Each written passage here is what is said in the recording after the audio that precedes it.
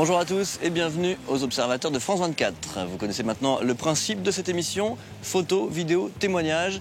Tout nous vient de nos observateurs aux quatre coins du monde, mais tout a été vérifié par des journalistes ici, à Paris.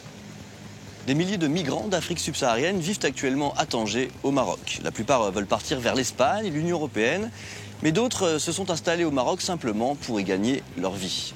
Mais certains Marocains ne voient pas d'un bon œil cet afflux d'étrangers et mènent de véritables chasses à l'homme pour les déloger. On écoute les témoignages terrifiants de notre observateur sur place. J'étais à Bokhalef quand tout à coup j'ai vu un groupe de Noirs se mettre à courir et dire fuyez, fuyez, mais qu'est-ce que vous faites là? On va vous tuer. Les Marocains sont dehors avec des couteaux. Ils se sont mis à chanter et à blesser tout le monde, entrer dans des appartements, enlever les gens dans des appartements, mettre du feu. Le bilan de l'attaque, il y a eu... Bon, pour les blessés, on ne peut pas compter parce qu'il y en a ceux qui ont eu peur d'aller à l'hôpital. Mais ceux que j'ai pu recevoir à l'hôpital, ils font partie de presque 15 personnes et un mort qui en a, un Sénégalais. J'ai parlé avec ses proches, ils m'ont dit qu'ils étaient dans un appartement et que ces groupes de vandales sont entrés dans l'appartement. Ils ont enlevé le monsieur, on l'a pris, on est sorti avec lui. Quelques minutes après, on a constaté qu'il était allongé sur un trottoir et mort.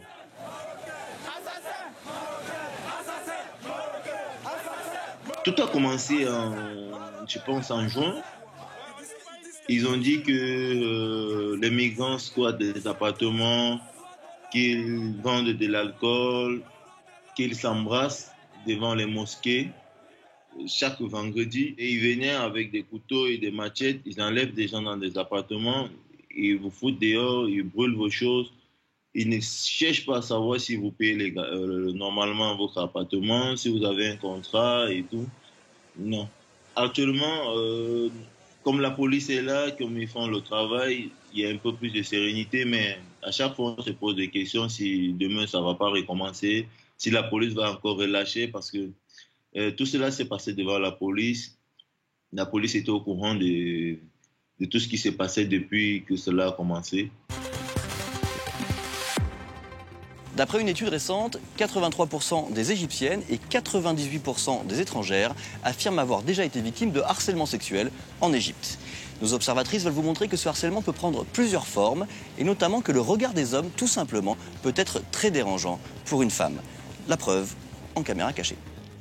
Today we will be filming what it's like to walk down the busiest bridge in Cairo as a girl. Enjoy.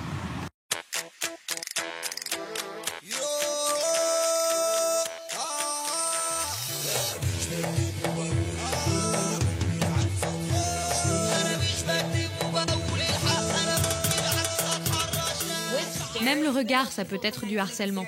Ce n'est pas uniquement avec la parole ou en touchant. Ça reste quelqu'un qui envahit votre espace personnel. Il n'essaie pas de flirter avec toi. Il te regarde comme quelqu'un d'inférieur. Un regard, ça peut intimider, angoisser, parce qu'on ne sait pas ce qui peut se passer après. Ce type de harcèlement peut arriver dans tous les pays du monde. Mais ce qui rend les choses différentes ici, en Égypte, c'est que ce n'est pas juste un ou quelques hommes qui vous dévisagent. C'est 80% des hommes que tu croises dans la rue. Et on a vraiment l'impression qu'ils vous disent « Qu'est-ce que tu fais là ?» Ça n'est pas un endroit pour une femme seule. Le message que je veux faire passer à ces hommes qui nous harcèlent, c'est que la femme qu'ils croisent n'est pas là pour être commentée. Elle a des choses à faire, elle va quelque part, et elle n'est pas en public pour que vous puissiez la juger. D'une manière générale, mon message, c'est soyez respectueux des femmes en tant qu'être humain qui est votre égal. Traitez-la comme vous traiteriez n'importe quel homme dans la rue. Nos deux observatrices préparent actuellement un documentaire plus long sur le problème du harcèlement sexuel en Égypte. Si vous voulez les aider, notamment financièrement, eh bien, contactez-nous, nous transmettrons tous vos messages. On passe maintenant à notre best-of de la semaine, les meilleures images amateurs repérées ou envoyées par nos observateurs. Cette vidéo a été tournée près de Calais, une ville côtière du nord de la France, un endroit d'où partent beaucoup de migrants qui souhaitent rejoindre l'Angleterre. C'est le passager d'un autobus qui a filmé la scène. Ce sont des clandestins qui sont parvenus à ouvrir la porte arrière d'un camion et qui tentent d'y monter pour ensuite éviter les contrôles des services d'immigration. Notre observatrice qui milite pour défendre les droits des migrants à Calais nous explique que la situation est désormais critique dans sa ville. La répression s'est durcie contre les clandestins qui sont donc en ce moment prêts à tout pour traverser la Manche, même à prendre d'énormes risques. Ce Britannique se rappellera certainement très longtemps de son passage en caisse dans un centre commercial saoudien. Parce qu'il était aux côtés de son épouse dans la queue, des agents de la police morale lui sont tombés dessus et ce n'est pas une formule de langage. Pour notre observatrice, une Européenne qui vit en Arabie Saoudite, ces images sont choquantes car le Britannique n'a rien fait d'illégal. Il se trouvait dans une file mixte, réservée aux familles et pas dans celle réservée aux femmes. La police morale a donc fait du zèle et cette violence est inadmissible.